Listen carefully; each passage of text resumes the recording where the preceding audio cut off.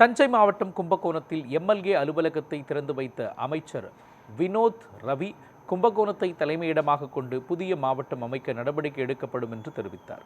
சட்டமன்ற உறுப்பினர் அலுவலகத்தை வேளாண் துறை அமைச்சர் மற்றும் கும்பகோணம் எம்எல்ஏ வினோத் ரவி திறந்து வைத்து பொதுமக்களிடமிருந்து மனுக்களை பெற்று அலுவலக பணியை தொடங்கினார்.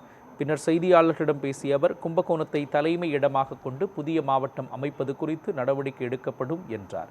மேலும் காவிரி டெல்டா பகுதியில் வேளாண் வளர்ச்சி, பயிர் காப்பீடு, விவசாயிகள் கடன் தள்ளுபடி, காவிரி நீர் வாழை சாகுபடி மற்றும் ஆடுதுறை நெல் ஆராய்ச்சி நிலையத்தில் வேளாண் கல்லூரி அமைப்பது உள்ளிட்ட கோரிக்கைகள் பரிசீலிக்கப்படும் என்று தெரிவித்தார்.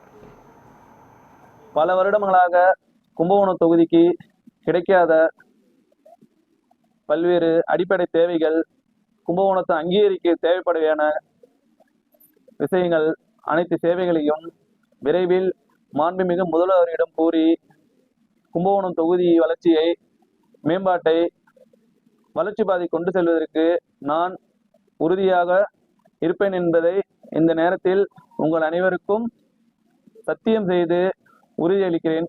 நன்றி, வணக்கம்.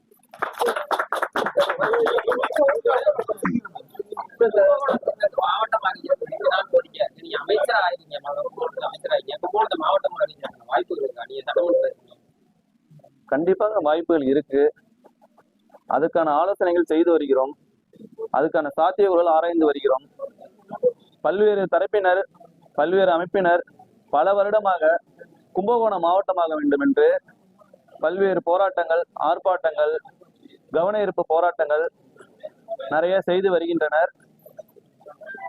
கும்பகோணின் பலவருடைய கோரிக்கையை முதல்வர் அவர்களிடம் தெரிவித்து விரைவில் அதற்கான ஏற்பாடுகள் செய்யப்படும்.